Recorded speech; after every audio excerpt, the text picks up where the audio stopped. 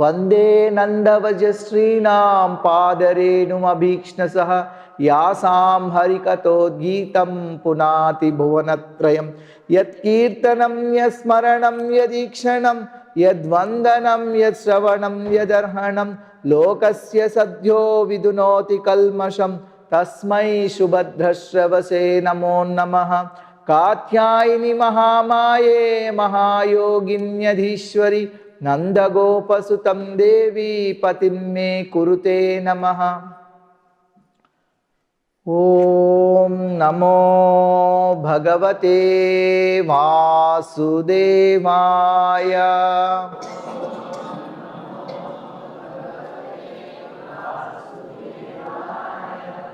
ఇవాళ తిరుప్పావై వ్రతం, ఈ ధనుర్మాస వ్రతంలో ఇవాళ 3వ రోజు. మనం ఇవాళ 3వ పాసురం చదువుకుంటున్నాం.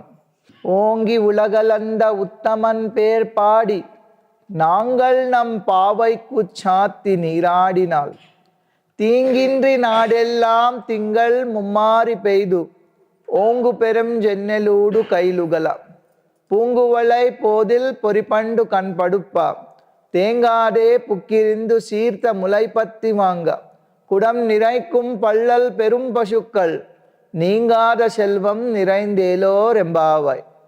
బ్రహ్మాండమంతా వ్యాపించి లోకాలు కొలిచిన పురుషోత్తముడైన వామనుని నామ సంకీర్తనం చేసి మేము ఈ వ్రత స్నానం చేయగానే సకాలంలో కావలసిన వర్షం కురిసి చక్కగా పెరిగిన వరిచేలు కన్నులకు ఆనందం కలుగజేయవలను.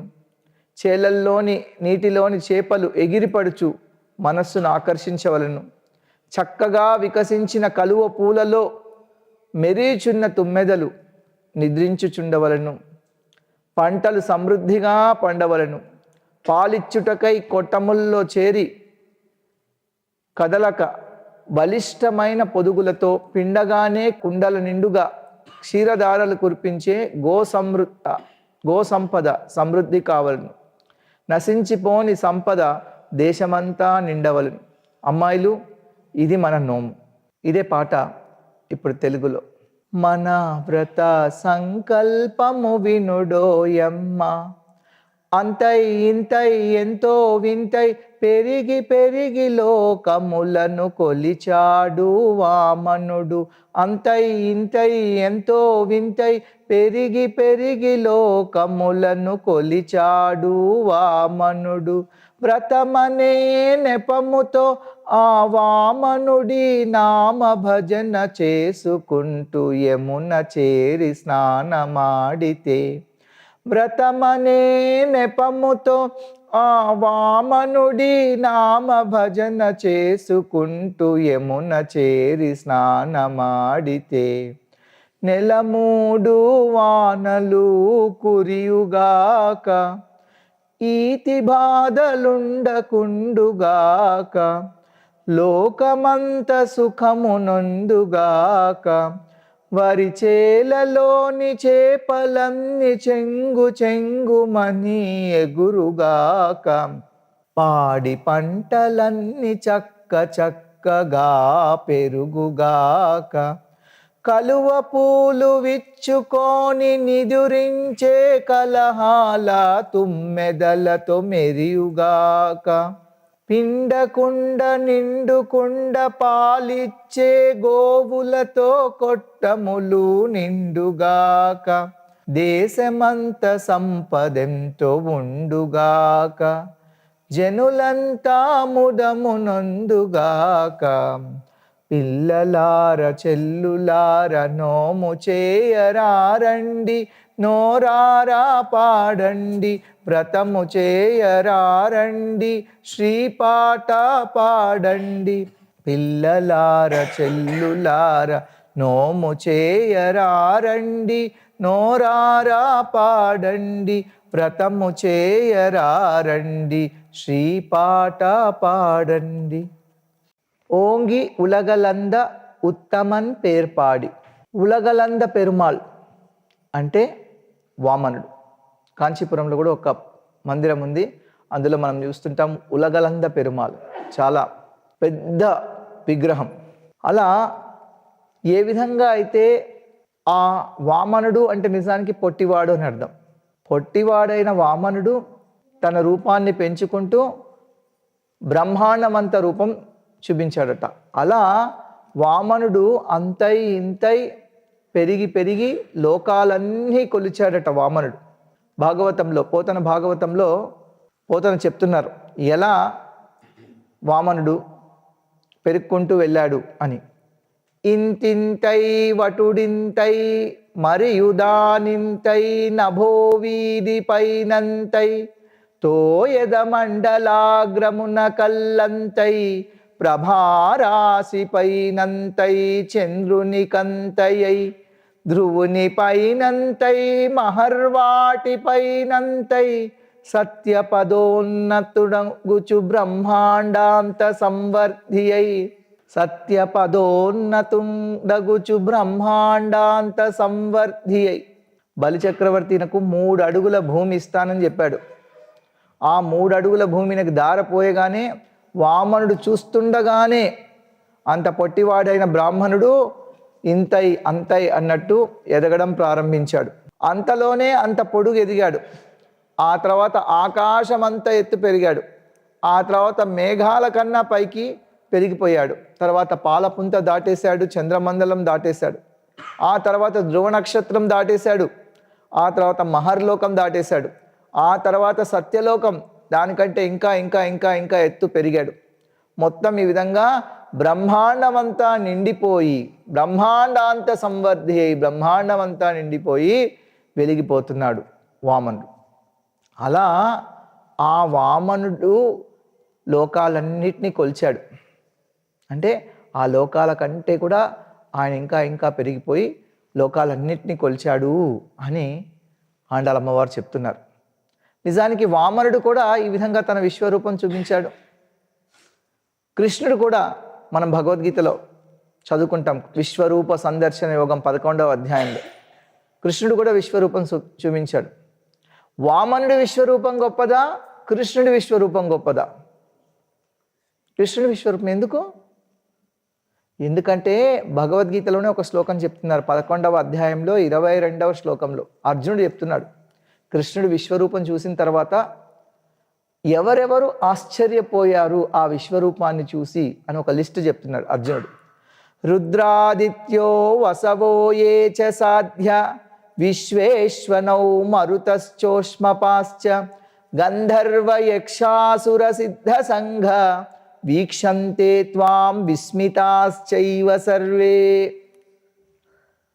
వీళ్ళంతా వీక్షంతే త్వాం విస్మితాశ్చైవ సర్వే, నిన్ను చూసి వీళ్ళంతా కూడా విస్మితులైపోయారు. ఎవరెవరు విస్మితులైపోయారు? ఆదిత్యులు, 12 మంది ఆదిత్యులు, వసువులు, 8 వసువులు,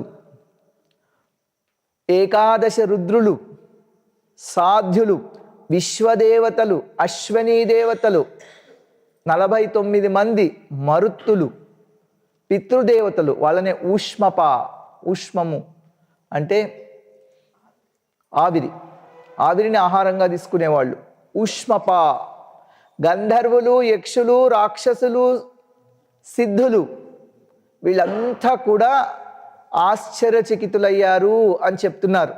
ఏమిటి, ఎందుకు ఆశ్చర్యచకితులయ్యారు? విశ్వరూపం చూసి ఆదిత్యుల్లో, ఈ 12 మంది ఆదిత్యుల్లో ఒకడు వామనుడు. అంటే వామనుడు కూడా కృష్ణుడి యొక్క విశ్వరూపాన్ని చూసి ఆశ్చర్యపోయాడు అని భగవద్గీత చెప్తుంది. కాబట్టి వామనుడి విశ్వరూపం గొప్పదా, కృష్ణుడి విశ్వరూపం గొప్పదా? కృష్ణుడి విశ్వరూపం గొప్పది.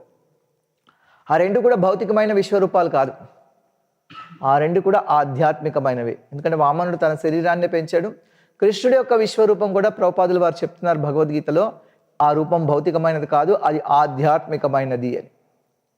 మరి ఈవిడ కృష్ణుణ్ణి భర్తగా పొందాలని వ్రతం చేస్తోంది. ఇప్పుడు వామనుణ్ణి ఎందుకు తలుచుకుంటోంది అంటే భాగవతంలో చెప్తున్నారు, ఏ వ్రతం చేసేటప్పుడైనా, ఏ పని చేసేటప్పుడైనా, ఎప్పుడైనా కూడా వామనుణ్ణి తలుచుకుంటే ఆ కార్యం సఫలమవుతుంది. ఆ ప్రయత్నం దిగ్విజయం అవుతుంది అని భాగవతంలో చెప్పబడింది. ఉరుక్రమస్య చరితం శ్రోతృణామఘమోచనం. ఎవరైతే వామనుడి యొక్క చరిత్ర వింటారో, వామనుడి చరిత్ర కీర్తిస్తారో, అఘమోచనం, పాపాలన్నీ నాశనం అవుతాయి. అందుకని మనకు అమ్మవారి ఈ విషయం నేర్పిస్తున్నారు. ఈ వ్రతం చేసే ముందు వామనుని తలుచుకుంటున్నారు. ఇంకో చోట భాగవతంలో 8వ స్కందంలో చివర్లో చెప్తున్నారు, పారం మహిమ్న ఉరు విక్రమతో గృణానో యః పార్థివాని విమమే సరజాంసి మర్త్యః కిం జాయమాన ఉత జాత ఉపైతి మర్త్యః ఇత్యాహ మంత్ర దృక్ఋషి పురుషస్య యస్య. ఒక ఋషిగారు చెప్పారు అని శుకదేవ గోస్వామి వారు చెప్తున్నారు. ఎవరా ఋషి? వశిష్ఠుడట. వశిష్ఠుడు చెప్తున్నాడు ఏమని? పారం మహిమ్న ఉరు విక్రమతో గృణానో య పార్థివాని విమమే సరజాంసి మర్త్యః. అయ్యా, ఈ భూమి మీద ఉన్న ధూళి కణాలన్నీ లెక్కబెట్టడం సాధ్యమవుతుందేమో కానీ వామనుడి యొక్క గుణగణాల్ని, ఆ దేవదేవుడు వామనుడి యొక్క గుణగణాల్ని లెక్కించడం సాధ్యం కాదు. మర్త్యుడు అంటే మానవులు ఎవరికి ఇది సాధ్యం కాదు. ఎందుకంటే పుట్టిన ప్రతివాడు మరణించాల్సిందే. అటువంటి మరణించబోయే మానవుడు ఎలా సాధ్యం? భూమి మీద ధూళి కణాలే లెక్కబెట్టలేడు మానవుడు, ఇక భగవంతుడి యొక్క గుణగణాలు ఎక్కడ లెక్కబెట్టగలడు అని వశిష్ఠుడు చెప్పాడు అని ఈయన చెప్తున్నారు. యైదం దేవదేవస్య అద్భుత కర్మణః అవతారానుచరితం శృణ్వన్యాతి పరాంగతిం. ఈ విధంగా ఎవరైతే ఆ శ్రీహరి అద్భుత చరిత్రని వాళ్ళు వింటారో, కీర్తిస్తారో, పరాంగతిం, వాళ్లకు వైకుంఠం లభిస్తుంది. అంటే మనం చేసే ఏ కార్యమైనా కూడా మనకు ఆ కార్యంలో సఫలమవుతామో, అదే సమయంలో భగవంతుడిని కీర్తిస్తున్నాం కాబట్టి వాళ్లకు వైకుంఠం లభిస్తుంది. అవతారానుచరితం శృణ్వన్యాతి పరాంగతిం క్రియమాణే కర్మణీదం దైవే పిత్యేథ మానుషే యత్ర యత్రానుకీర్త్యేత తత్తేషాం సుకృతం విదుః. కాబట్టి మనం చేసే ఏ కర్మలైనా, దేవతల్ని ఉద్దేశించి చేసే దేవయజ్ఞమైన, పితృదేవతల్ని ఉద్దేశించి చేసే శ్రాద్ధ కర్మలైన, మానుష యజ్ఞములైన ఏవైనా కూడా ఎత్ర యత్రానుకీర్త్యేత, ఎక్కడెక్కడైతే ఈ వామనుణ్ణి తలుచుకుంటారో, వామన చరిత్ర చదువుకుంటారో, తత్తేషాం సుకృతం విదుః, వాళ్లకు ఫలితం లభిస్తుంది, వాళ్లకు సుకృతం లభిస్తుంది. అదేవిధంగా వాళ్లకు పరాంగతి, వైకుంఠం లభిస్తుంది. కాబట్టి ఏ వ్రతం చేయాలన్నా, ఏ యజ్ఞం చేయాలన్నా, ఏ నోము చేయాలన్నా మనం వామనుణ్ణి తలుచుకోవాలట. బయటికి కూడా ఎక్కడికన్నా వెళ్ళేటప్పుడు ఓం వామనాయ నమః అనుకోవాలట, మనకు ఏ ఆపదలు రాకుండా ఉండాలి అంటే. అట్లా అమ్మవారు ఇలా వామనుణ్ణి తలుచుకుంటూ మొదలు పెడుతున్నారు.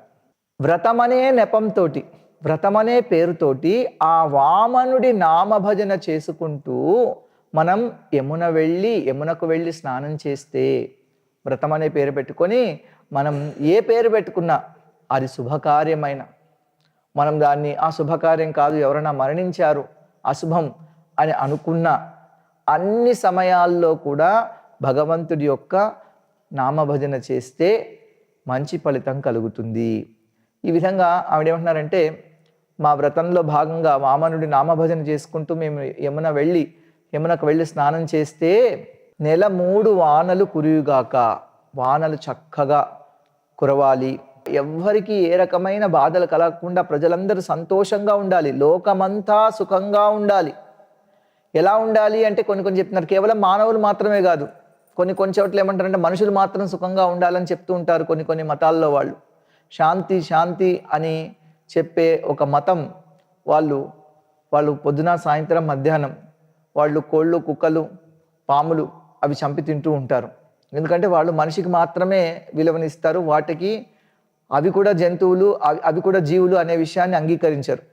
ఇక్కడ ఏం చెప్తున్నారంటే కేవలం మనుషులే కాదట, వరి చేలలోని చేపలన్నీ కూడా చక్కగా ఉండుగాక, అవి చెంగు చెంగుమని ఎగురుతూ ఎంతో ఆనందంగా ఉండాలి అని అమ్మవారు చెప్తున్నారు. ఇలా పాడి పంటలన్నీ చక్కగా ఉండాలి, ఆ తర్వాత పూలన్నీ చక్కగా విచ్చుకోవాలి, ఆ పూలల్లో తొమ్మిదలు తిరుగుతూ ఉండాలి.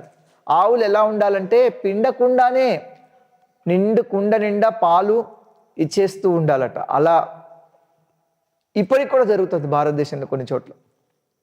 దేశమంతా కూడా ఎంతో అంతులేని నశించిపోని సంపద ఉండాలి, అందరూ చాలా ఆనందంగా ఉండాలి. ఇది ఆవిడ ప్రార్థన.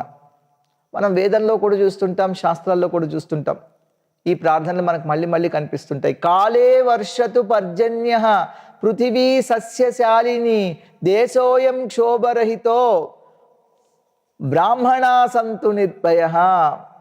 మేఘాలు సకాలంలో కురవాలి, భూమి సస్యశ్యామలమై పంటలు పండించాలి, దేశంలో ఏ రకమైన ఈతి బాధలు ఉండకుండా ఉండాలి, బ్రాహ్మణులు వారి సంతతి నిర్భయులై సంచరించాలి. ఇలా గోవులు, బ్రాహ్మణులు, స్త్రీలు, వృద్ధులు, జంతువులు అందరూ రక్షించబడాలి. తర్వాత స్వస్తి పలకండి అంటే అనేకసార్లు మనం చూస్తూ ఉంటాం, చేసిన పూజల్లో చివర్లో చెప్తూ ఉంటారు, స్వస్తి ప్రజాభ్య పరిపాలయంతాం న్యాయేన మార్గేణ మహీం మహీష గోబ్రాహ్మణేభ్య శుభమస్తు నిత్యం లోకా సమస్తా సుఖినో భవంతు అని. స్వస్తి ప్రజాభ్య పరిపాలయంతం, ప్రజలందరికీ సుఖం కలగాలి. తర్వాత ఎవరైతే భూమిని పరిపాలిస్తున్నారో నాయకులు ఉంటారో వాళ్ళందరూ న్యాయేన మార్గేణ మహీం మహీష, వాళ్ళు న్యాయమైన మార్గంలో భూమిని పాలించాలి. గోబ్రాహ్మణేభ్య శుభమస్తు నిత్యం, ఆవులకు బ్రాహ్మణులకు శుభం కలగాలి. లోకా సమస్తా సుఖినో భవంతు, లోకంలో జనులందరికీ, జీవులందరికీ కూడా సుఖం కలగాలి. ఈ ప్రార్థన మనం వేదంలో మళ్ళీ మళ్ళీ మళ్ళీ మళ్ళీ వింటూ ఉంటాం. ఒకసారి అడుగుతుంది, ఎందుకు బ్రాహ్మణులకే శుభం కలగాలి అని చెప్తున్నారు, మిగతా వాళ్ళ గురించి చెప్పట్లేదేమిటి అని కొంతమంది ప్రశ్నిస్తూ ఉంటారు. ఇదేదో ఒక కులాన్ని ఉద్దేశించో, ఒక వర్ణాన్ని ఉద్దేశించో ఇక్కడ చెప్తున్నారు, మిగతా వాళ్ళ గురించి చెప్పట్లేదేమిటి, ప్రత్యేకించి ఎందుకు ఎన్నిసార్లు చెప్తున్నారు అని. ఎందుకు అంటే బ్రాహ్మణులు, స్త్రీలు, పిల్లలు, వృద్ధులు వాళ్ళు బలహీనులు,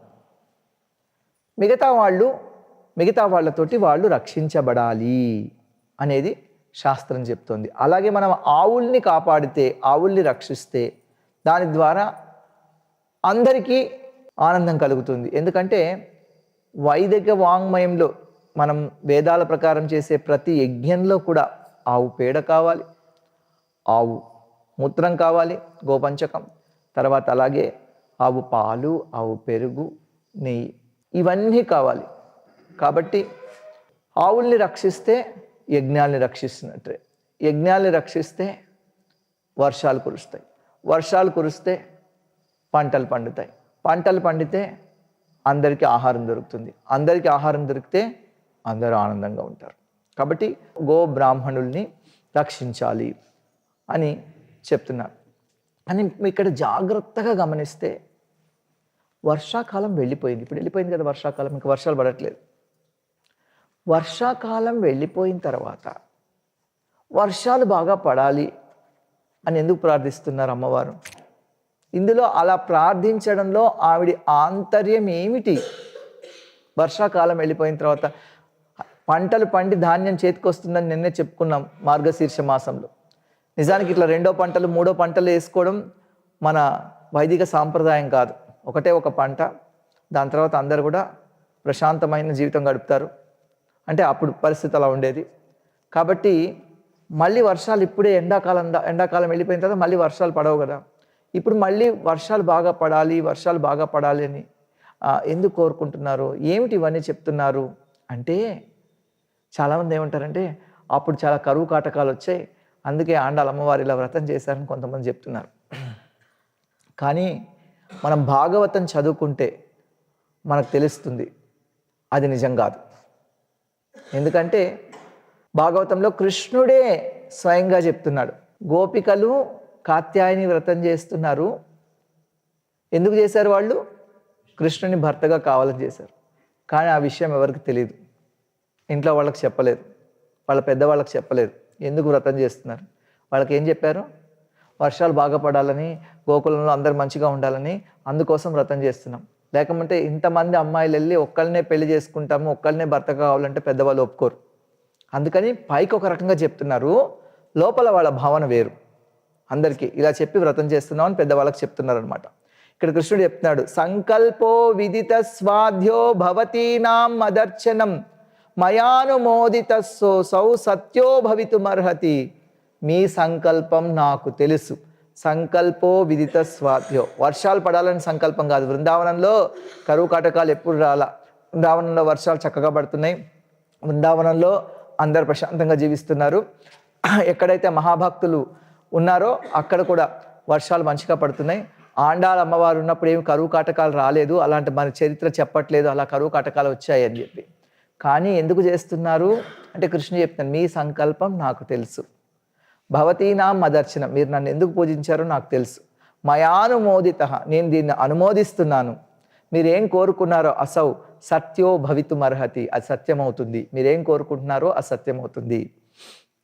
ఇంకా చెప్తున్నారు కృష్ణుడు, నా మయ్యావేశిత దియాం కామాయ కల్పతే భర్జిత క్వతిత ధాన ప్రాయో బీజాయ నేషతే. నన్నే తలుచుకుంటున్నారు మీరు, మీ బుద్ధి మయావేశిత దియాం, నన్ను ఆశ్రయించిందై ఉంది. కామాయ కల్పతే, అది అటువంటి నన్ను ఆశ్రయించే కామన కలిగిన వాడికి కామాయన కల్పతే, ఇంకా కామం ఎలా కలుగుతుంది అంటే ఎవరైతే కృష్ణుని ప్రార్థిస్తున్నారో, ఎవరైతే కృష్ణుని ప్రేమిస్తున్నారో వాళ్ళకి ఇక భౌతిక కోరికలు ఏమి ఉండవు. అది కావాలి ఇది కావాలి అని కూడా వాళ్ళు కోరుకోరు. నన్ను కోరుకున్న వాళ్ళు ఇంకేం అడగరు. భర్జిత క్వతిత ధాన ప్రాయో బీజాయ నేషతే. భర్జిత అంటే ఉడికించింది, క్వతిత అంటే వేయించింది. భర్జిత క్వతిత ధాన, అటువంటి ధాన్యం, ఉడికించిన వేయించిన ధాన్యం ప్రాయో బీజాయ నేషతే, అది మొలకెత్తడానికి సమర్థం కాదు కదా. కాబట్టి నా దగ్గరికి వచ్చిన వాళ్ళు ఇంకా భౌతిక కోరికలు ఎట్లా కోరుకుంటారు? వాళ్ళ బుద్ధి నా మీద ఉన్నప్పుడు అది కూడా కోరుకోరు. వాళ్ళు సంపదలు ఇంకా బాగా రావాలి, అవి రాగాలి, ఇవి రావాలి, అవి కూడా కోరుకోరు. వారు యోగక్షేమం వహామ్యం అని చెప్తున్నాడు కదా, ఆయనే చూసుకుంటాడు అంటున్నారు. మరి వీళ్ళు ఇన్ని కోరికలు కోరుతున్నారు కదా, ఇవన్నీ భౌతికమైనట్టు అనిపిస్తున్నాయి కదా అంటే అవన్నీ ఆ బృందావనంలో ఉన్న పెద్దవాళ్ళ కోసం చెప్తున్నారనమాట. అలా అందుకని వ్రతం చేస్తున్నాడు. మనసులో కోరిక వేరే, మీ కోరిక నాకు తెలుసు, మీ కోరిక సిద్ధిస్తుంది. సత్యో భవితుమర్హతి, ఇది నిజమవుతుంది అని కృష్ణుడు చెప్తున్నాడు. యాతాబలా వ్రజం సిద్ధ మయేమా రంస్యథాక్షప యదుద్దిశ్య వ్రతమిదం చేరురార్యాచనం సతీ. ఓ సతులారా, మీరు తిరిగి వ్రజభూమికి బృందావనానికి వెళ్ళండి అంటే వీళ్ళు ఊరు చివరికి వచ్చి యమునా దగ్గర ఇక్కడ వ్రతం చేస్తున్నారు. ఇంకా మీరు వెళ్ళి ఆనందంగా ఉండండి, ఖచ్చితంగా మీ యొక్క వ్రతానికి ఫలం చేకూరుతుంది అని చెప్తున్నారు.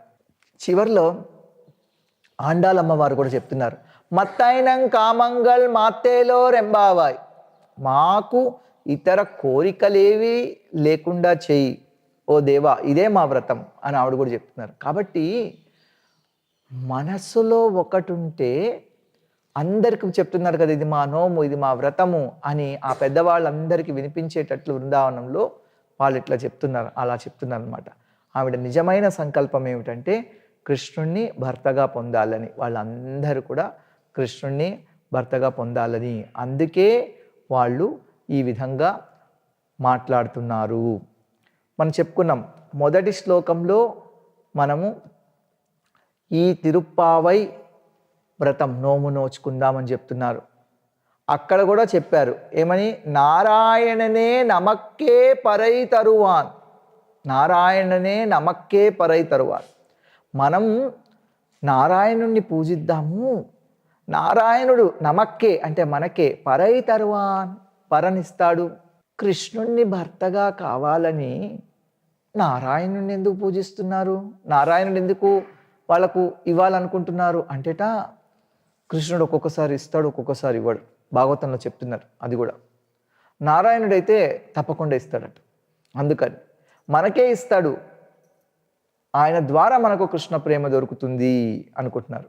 ఏ విధంగా అయితే కాత్యాయని దేవిని పూజిస్తున్నారో అదేవిధంగా ఇక్కడ నారాయణుని పూజిస్తున్నారు. మనం చెప్పుకున్నాం పరై పరై పరా పర అంటే, పర అనేదాన్ని తమిళంలో అంటే ఒక తప్పెట, ఒక మృదంగం, ఒక వాయిద్యం అని చెప్పారు. కానీ మళ్ళీ ప్రతిదాన్ని మనం భాగవత దృక్కోణంలో చూస్తే ఆ వాయిద్యం మృదంగం కాదు, అది కరతాళం కాదు, అది కేవలం వేణువు మాత్రమే, మురళి మాత్రమే. ఎందుకంటే దానికోసమే గోపికలు చాలా చాలా తహతహలాడుతున్నారు. గోపికా గీతంలో కూడా చెప్తున్నారు, సుష్టు చుంభితం స్వరిత వేణునా సుష్టు చుంభితం. ఆ వేణువుని ఈయన మంచిగా ముద్దు పెట్టుకుంటాడు రోజు. ఆ వేణువు మీదే ఇలా వేణుగానం చేస్తుంటాడు. దాంతో కదిలేవన్నీ కూడా కదలకుండా ఆగిపోతాయట, కదలనివన్నీ కూడా కదులుతుంటాయట. యమున ప్రవహిస్తూ ఉంటుంది, యమున నిశ్చలమైపోతుంది. అలాగే కదిలేవన్నీ కూడా కదలకుండా ఉండిపోతాయట. అక్కడ ఉన్న జంతువులన్నీ, ఆవులు, మిగతా జంతువులన్నీ కూడా కృష్ణుడు చేస్తుంటే కదలకుండా ఉంటాయి. చెట్లు ఒక దగ్గర ఉంటాయి కదా స్థిరంగా, అవి కదులుతూ ముందుకెళ్తాయట కృష్ణుడు వేణుగానం చేస్తుంటే. అలా వీళ్ళు పర కావాలి అని అడుగుతున్నారు. పర అంటే పరవాయిద్యం, పర అంటే పర పురుషార్థం. అది ధర్మము, అర్థము, కామము, మోక్షము కాని పంచమ పురుషార్థం ప్రేమ పురుషార్థం అని మనం చెప్పుకున్నాం. అదే కావాలి అని వీళ్ళు ఈ వ్రతం చేస్తున్నారు. అందుకే చివరిలో చెప్పారు కదా, మత్తైనం కామంగల్ మాత్తేలో రెంబ, మాకు ఇంకేం వద్దు. లాస్ట్కి వాళ్ళు చెప్తున్నారు, మాకు ఈ పర కూడా వద్దు, అంటే ఈ వాయిద్యం అని అనుకుంటున్నారు, ఇది కూడా వద్దు, మాకేం కావాలంటే కేవలం నీ మీద అచంచలమైన భక్తి కావాలంతే, ఇంకా ఏమీ అవసరం లేదు. అంటే కృష్ణునే పొందాలని, కృష్ణుడి అనుగ్రహం కావాలని అమ్మవారు ఈ వ్రతం చేస్తున్నారు అనేది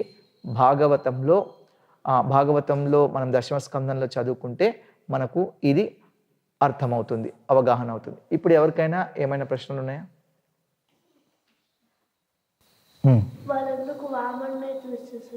వాళ్ళు ఎందుకు వామనుణ్ణి వాళ్ళు ఎందుకు, ఇప్పుడే చెప్పుకున్నాం కదా, ఏ వ్రతం చేసేటప్పుడైనా భాగవతంలో చెప్పారు, వామనుడి పేరు తీసుకొని వ్రతం చేస్తే ఆ వ్రతం సఫలమవుతుందట. అందుకని చెప్తున్నారు అనమాట.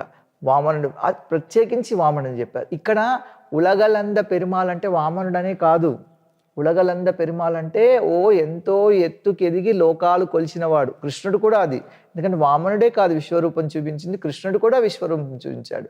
ఆ ఉలగలంద అనేది వామనుడికి అన్వయించుకోవచ్చు, మనం కృష్ణుడికి కూడా అన్వయించుకోవచ్చు. ఇద్దరు విశ్వరూపం చూపించారు. ఇద్దరు విశ్వరూపం చూపించినప్పుడు ఎవరి విశ్వరూపం గొప్పది అంటే కృష్ణుడిది. హరే కృష్ణ.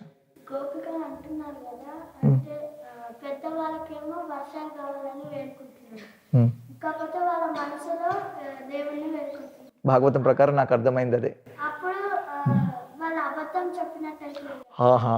వాళ్ళు అబద్ధాలు చెప్పకూడదని చెప్తున్నారు కదా, ఈ వ్రతంలో అబద్ధాలు చెప్పకూడదు. మరి గోపికలేమో మనసులో వర్షాలు మంచిగా పడాలని పైకి చెప్తున్నారు, ఆ తర్వాత లోపలేమో కృష్ణుని భర్త, వాళ్ళు అబద్ధం చెప్పలేదు, వర్షాలు కూడా మంచిగానే పడాలి అని కోరుకున్నారు.